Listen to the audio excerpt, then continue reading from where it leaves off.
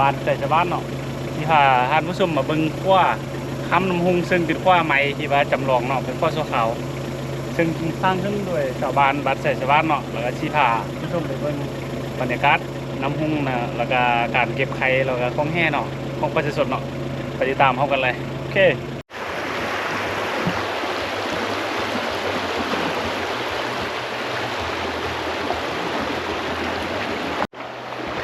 สบายดีเห็นยังไงเก็บไข่ปะเก็บไข่อ๋อมันโคแล้วเนาะมันบอกแต่มันหุ่งเวลาวิ่งมาซ้อนหน่อยกำลังปุ้งไม้เนาะนี่เนาะกำลังเคี่ยวเนี่ย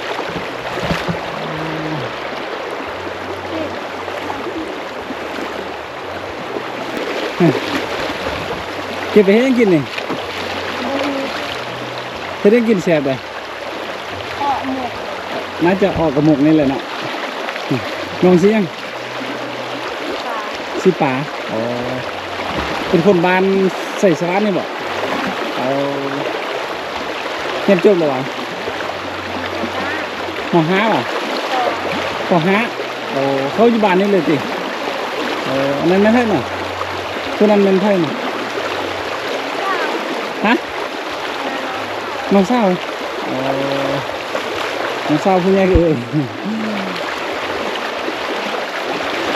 ซ้อนกระไดอยู่ป่ะเนาะนี่คือการเก็บไข่เลยพี่น้องเก็บไข่อยู่น้ำหุงเมืองศรีบุรีเนาะบ้านใส่สวัสดิ์บรรยากาศอยู่น้ำหุงตอนแรงๆเนาะ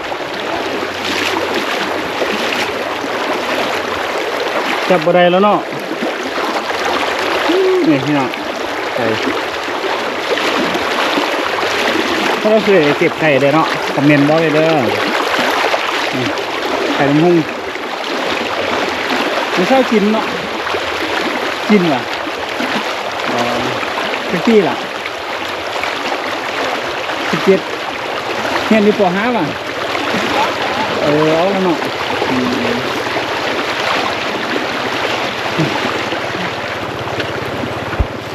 ครับบอกครับต้นแรงมีคนมาเก็บไร่บ่มีอยู่เนี่ยข้าเจ้ามาซ้อนบ่เนาะการทำงานที่มาเก็บไข่นอนเย็นๆเนาะ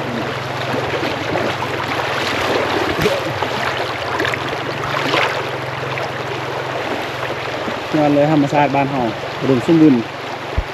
เก็บไข่แล้วก็ซ้อนอยู่นี้เลยเนาะซ้อนเอาอีกกลุ่มพันนี่ไปใส่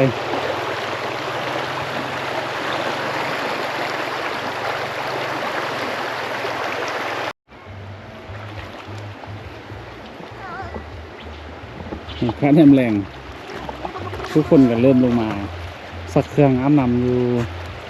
พานำน้ำกำลังเย็นได้ยาม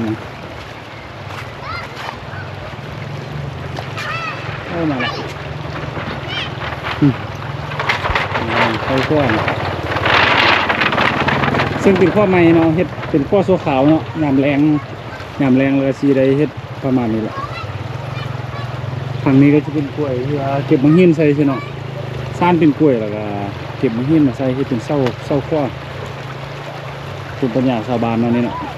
เป็นข้อโซ่ขาวยามต้นตกน้ำนองแล้วก็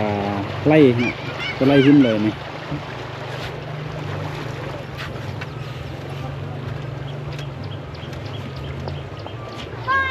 ผู้มีน้ำบาดาลในบ้านเฮานะ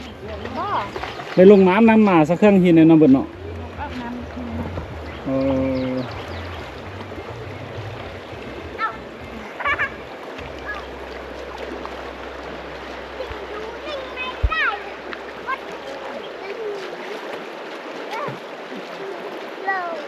ยามมัน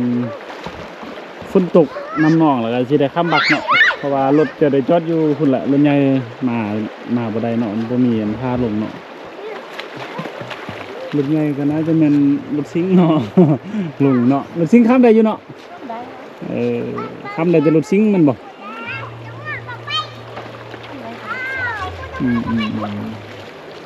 ลำบากอยู่เนาะเครื่องส่วนไล่ก็สิได้ไปฝากน้ำหุ้งนั่นแหละแล้วก็เสื้อเหือข้นมาเนาะยำน้ำหนองอะเนาะมาบักจอดได้บกนี่เนาะบักอะยำน้ำหนองอะได้ใส่เหือเริ่มนี่แหละค้าม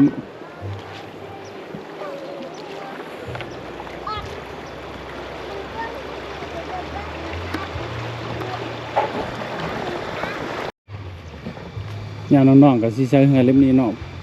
ในการพ่นเครื่องหรือว่าตั้งหายจักเนาะเป็นกระบักเนาะที่ว่าพ่นเครื่องข้ามไปฟังนั้น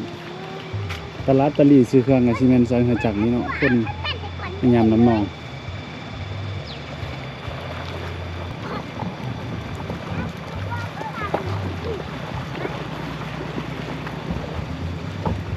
เก็บไม้ไล่รอยเล็บอยู่ช้างพวกนี่ความยาวก็ที่ประมาณ60 เมตรเนาะ60-70 เมตรนี่แหละความยาวของพวกนี่โอ้ของแห่ถือป่ะ ลูกมาแม่ตัวน้อย บรรยากาศในกันของแห่ ได้หลุดไหลชดตักได้แล้ว ของแห่ ดังไหมแล้ว แค่มันน้ำหูเป็นห้างอยู่นี่ป่ะโอ้ได้แล้วตัวนึงกำหัวเป็นห้าง เอาของไว้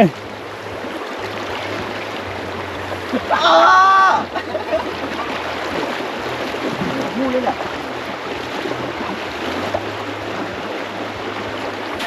โอ้ ก็จะยากครับ คืออยู่ป่ะต้องลงลึกเลยนี่มันลิ้นอยู่เข็มหรอกว่า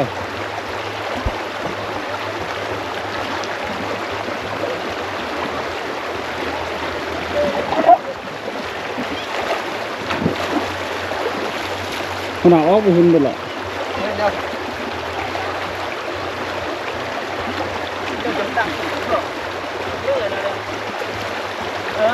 แม่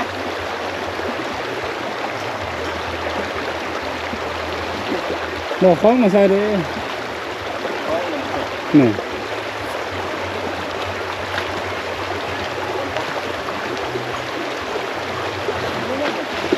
นั่งแคมนะเป็นมูนนะ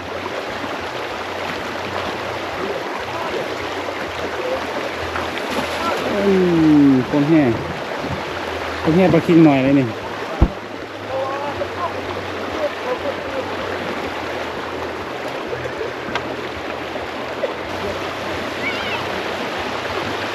ครับสุดยอดเลย